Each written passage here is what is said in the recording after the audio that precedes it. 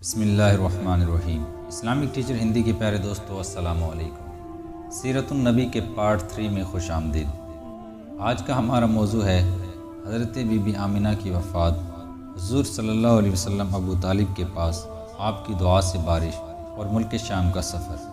Video میں آگے بڑھنے سے قبل تمام نئے آنے والے دوستوں سے گزارش ہے کہ ہمارے اس چینل کو سبسکرائب کریں اور ساتھ موجود بیل آئیکن کو بھی دبا دیں تاکہ علمی، ادبی اور تاریخی ویڈیو کی نوٹیفیکیشن آپ تک باقاعدگی کے ساتھ پہنچتی رہے۔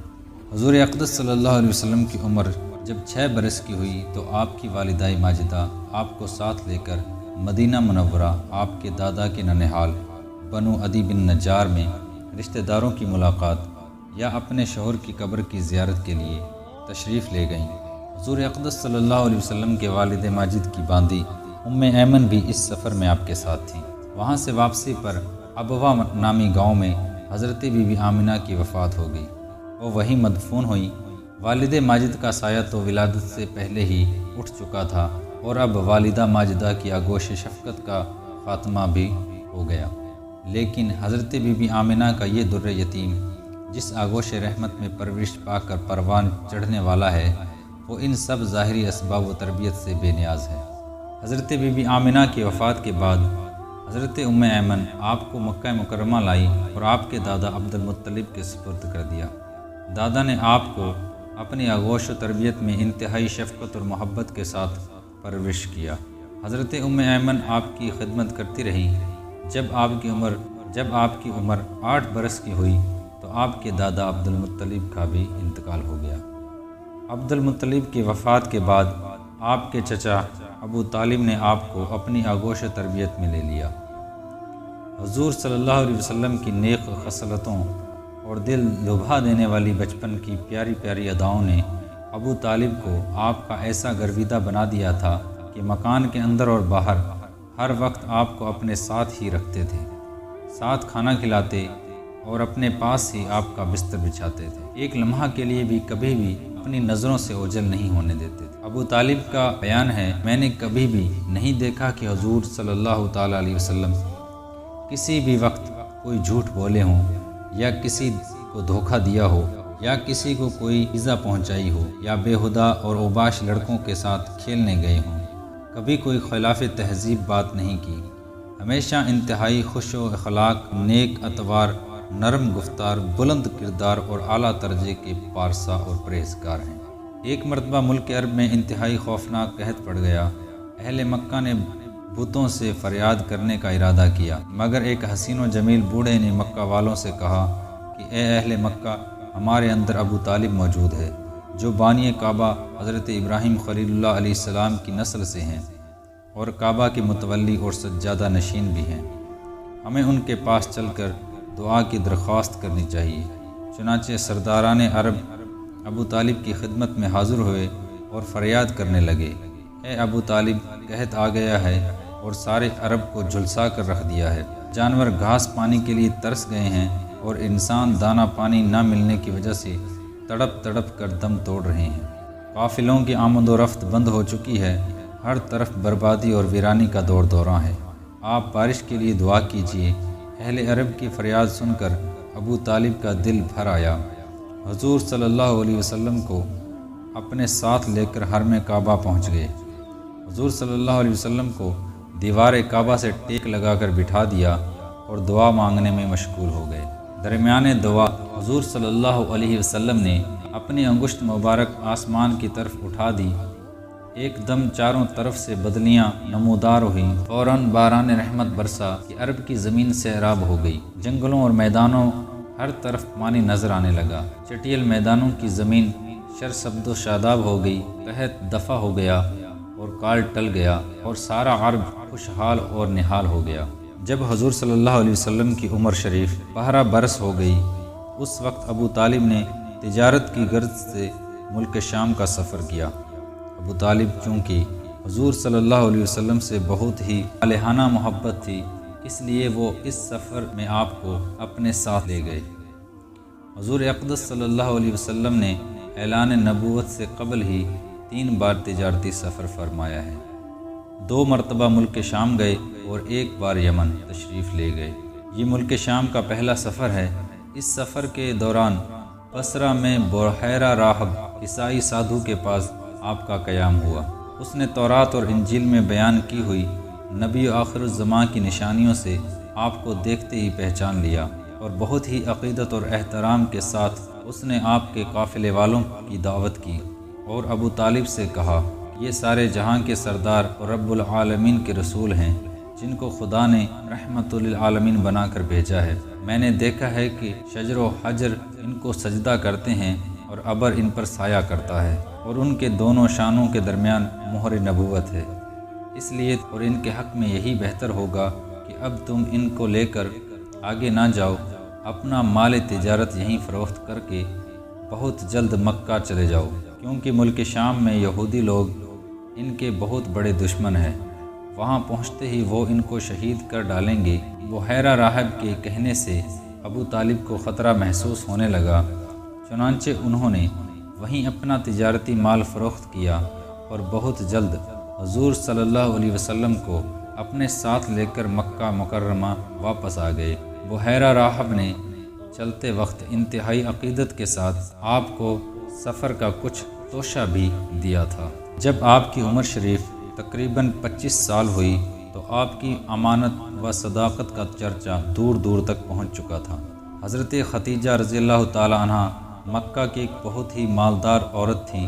ان کے شوہر کا انتقال ہو چکا تھا۔ ان کو ضرورت تھی کہ کوئی امانت دار آدمی مل جائے تو اس کے ساتھ اپنا تجارتی مال و سامان ملک شام بھیجیں۔ چنانچہ ان کی نظر انتخاب نے اس کام کے لیے حضور صلی اللہ علیہ وسلم کو منتخب کیا اور کہلا بھیجا، آپ میرا مال تجارت لے کر ملک شام جائیں، جو معاوضہ میں دوسروں کو دیتی ہوں آپ کی امانت اور دیانتداری کی بنا پر میں آپ کو اس کا 2 گنا دوں گی۔ حضور صلی اللہ علیہ وسلم نے ان کی درخواست کو منظور فرما لیا اور تجارت کا مال و سامان لے کر ملک شام روانہ ہو گئے۔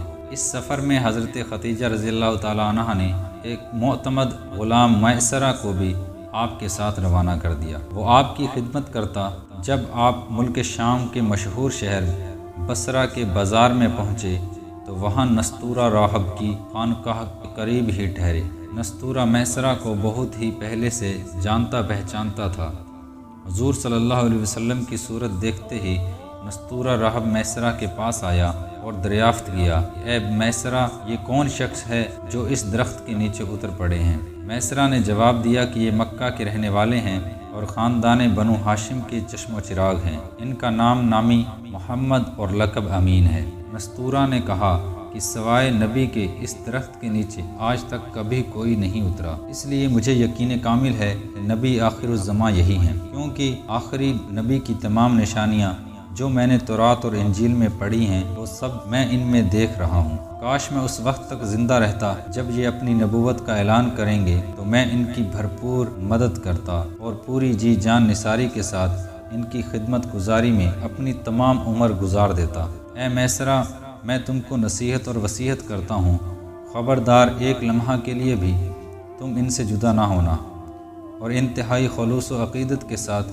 ان کی خدمت کرتے رہنا، کیونکہ اللہ تعالیٰ نے ان کو خاتم النبیین ہونے کا شرف عطا فرمایا ہے۔ حضور اقدس صلی اللہ علیہ وسلم بصرہ کے بازار میں بہت جلد تجارت کا مال فروخت کر کے مکہ مکرمہ واپس آ گئے۔ واپسی میں جب آپ کا قافلہ شہر مکہ میں داخل ہونے لگا تو حضرت بی بی ختیجہ رضی اللہ تعالی عنہا ایک بالا خانے پر بیٹھی ہوئی قافلے کی آمد کا منظر دیکھ رہی تھی۔ جب ان کی نظر حضور صلی اللہ علیہ وسلم پر پڑی، نظر آیا 2 فرشتے آپ کے سر پر دھوپ سے سایہ کیے ہوئے ہیں۔ حضرت ختیجہ رضی اللہ تعالی عنہا کے قلب پر اس کا نورانی منظر کا ایک خاص اثر ہوا اور وہ فرط و عقیدت سے انتہائی والہانہ محبت کے ساتھ یہ حسین جلوہ دیکھتی رہیں۔ پھر اپنے غلام میسرہ سے انہوں نے کئی دن کے بعد اس کا ذکر کیا تو میسرہ نے جواب دیا، پورے سفر میں یہی منظر دیکھتا رہا ہوں اور اس کے علاوہ میں نے بہت سی عجیب و غریب باتوں کا مشاہدہ کیا ہے۔ پھر میسرہ نے نستورہ راہب کی گفتگو اور اس کی عقیدت اور محبت کا تذکرہ بھی کر دیا۔ یہ سن کر حضرت بی بی ختیجہ رضی اللہ تعالیٰ عنہ کو بے حد عقیدت اور محبت ہو گئی، یہاں تک کہ ان کا دل جھک گیا، آپ سے نکاح کی رغبت ہو گئی۔ حضرت بی بی ختیجہ رضی اللہ تعالیٰ عنہ مال و دولت کے ساتھ ساتھ انتہائی شریف خاتون تھیں۔ اہل مکہ ان کی پاک دامنی اور پارسائی کی وجہ سے ان کو طاہرہ یعنی پاکیزہ کہا کرتے تھے۔ ان کی عمر 40 سال کی ہو چکی تھی۔ ام المؤمنین حضرت ختیجہ رضی اللہ تعالیٰ عنہ کے پہلے 2 نکاح ہو چکے تھے۔ ان 2 نکاحوں میں سے آپ کے 4 اولادیں تھیں اور آپ کے پہلے دونوں شوہر انتقال فرما چکے تھے۔ بڑے بڑے سرداران قریش ان کے ساتھ عقد و نکاح کے خواہش مند تھے، لیکن انہوں نے سب پیغاموں کو ٹھکرا دیا۔ حضور اقدس صلی اللہ علیہ وسلم کے پیغمبرانہ اخلاق اور عادات کو دیکھ کر اور آپ کے حیران انگیز حالات کو سن کر یہاں تک کہ ان کا دل آپ کی طرف مائل ہو گیا، خود بخود ان کے قلب میں آپ سے نکاح کی رغبت پیدا ہو گئی۔ کہاں تو بڑے بڑے مالدار شہر مکہ کے سرداروں کے پیغاموں کو رد کر چکی تھیں اور یہ طے کر چکی تھیں کہ اب 40 برس کی عمر میں تیسرا نکاح نہیں کروں گی، اور کہاں خود ہی حضور صلی اللہ علیہ وسلم کی پھوپھی حضرت صفیہ کو بلایا، ان سے حضور صلی اللہ علیہ وسلم کے کچھ ذاتی حالات کے بارے میں مزید معلومات حاصل کی۔ پھر نفیسہ بنت امیہ کے ذریعے خود ہی حضور صلی اللہ علیہ وسلم کے پاس نکاح کا پیغام بھیجا۔ مشہور امام سیرت محمد بن اسحاق نے لکھا ہے کہ اس رشتے کو پسند کرنے کی وجہ حضرت ختیجہ رضی اللہ تعالیٰ عنہ نے خود حضور صلی اللہ علیہ وسلم سے بیان کی ہے۔ آپ فرماتی ہیں کہ میں نے آپ کے اچھے اخلاق اور آپ کی سچائی کی وجہ سے آپ کو پسند کیا۔ حضور صلی اللہ علیہ وسلم نے اس رشتے کو اپنے چچا ابو طالب اور خاندان کے دوسرے بڑے بوڑھوں کے سامنے پیش فرمایا۔ بھلا حضرت ختیجہ جیسی پاک دامن، شریف العقل مند اور مالدار عورت سے شادی کرنے کو کون نہ کہتا۔ سارے خاندان والوں نے نہایت ہی خوشی کے ساتھ اس رشتے کو منظور کر لیا اور نکاح کی تاریخ مقرر ہو گئی۔ حضور صلی اللہ تعالیٰ علیہ وسلم، حضرت حمزہ رضی اللہ تعالیٰ عنہ اور ابو طالب وغیرہ اپنے چچاؤں اور خاندان کے دوسرے افراد اور شرفائے بنی ہاشم کو اپنی بارات میں لے کر حضرت بی بی ختیجہ رضی اللہ تعالیٰ عنہ کے مکان پر تشریف لے گئے۔ غرض یہ کہ حضرت بی بی ختیجہ رضی اللہ تعالیٰ عنہ کے ساتھ حضور صلی اللہ تعالیٰ علیہ وسلم کا نکاح ہو گیا اور حضور محبوب خدا صلی اللہ تعالیٰ علیہ وسلم کا خانہ معیشت ازدواجی زندگی کے ساتھ آباد ہو گیا۔ حضرت بی بی ختیجہ رضی اللہ تعالیٰ عنہ تقریباً 25 برس تک حضور صلی اللہ علیہ وسلم کی خدمت میں رہیں۔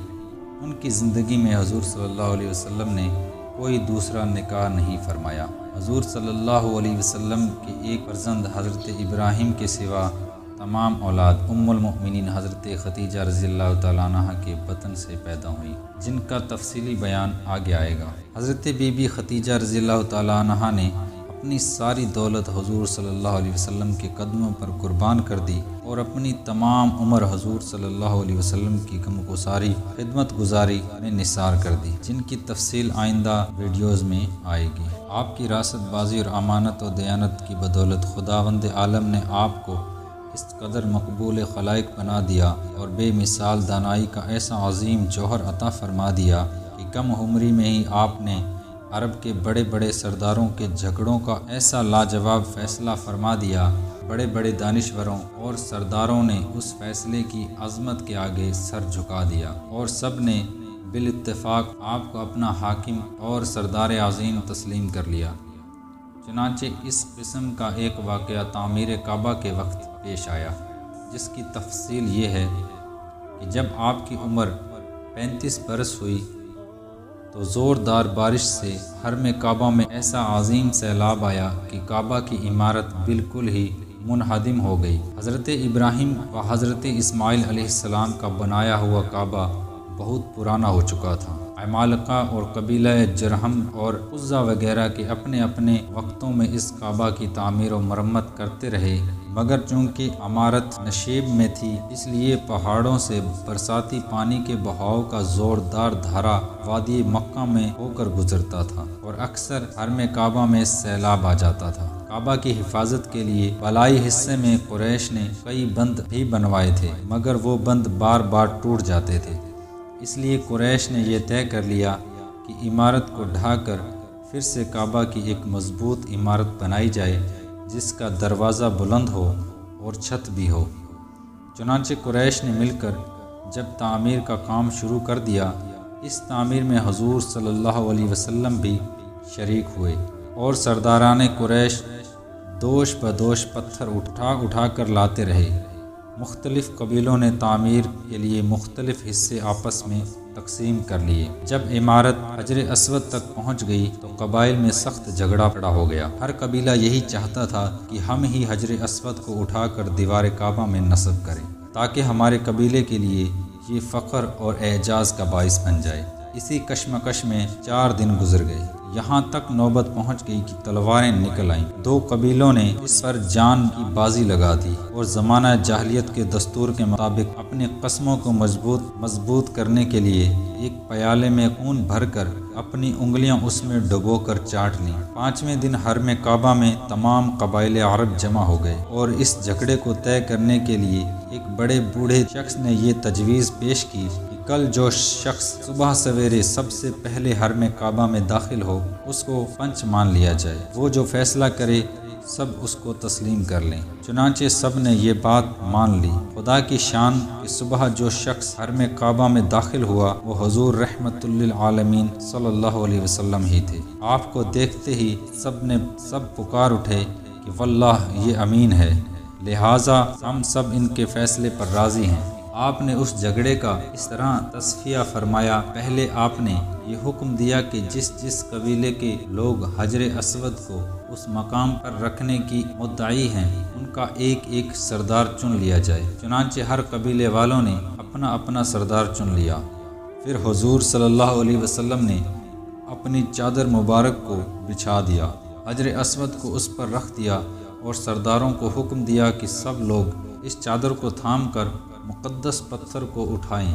چنانچہ سب سرداروں نے چادر کو اٹھایا اور جب حجر اسود اپنے مقام تک پہنچ گیا تو حضور صلی اللہ علیہ وسلم نے اپنے متبرک ہاتھوں سے اس مقدس پتھر کو اٹھا کر اس کی جگہ رکھ دیا۔ اس طرح ایک ایسی خون ریز لڑائی ٹل گئی جس کے نتیجے میں نامعلوم کتنا خون خرابہ ہو جاتا۔ خانہ کعبہ کی عمارت بن گئی، لیکن تعمیر کعبہ کے لیے جو سامان جمع کیا گیا تھا وہ کم پڑ گیا۔ ایک طرف کا کچھ حصہ باہر چھوڑ کر نئی بنیاد قائم کر کے چھوٹا سا کعبہ بنا لیا گیا۔ کعبہ معظمہ کا یہی حصہ جس کو قریش نے عمارت سے باہر چھوڑ دیا حطیم کہلاتا ہے، جس میں کعبہ معظمہ کی چھت کا پرنالہ گرتا ہے۔ معزز سامعین کرام، آج کی ویڈیو میں بس اتنا ہی، ملتے ہیں اگلی ویڈیو میں۔ اللہ حافظ۔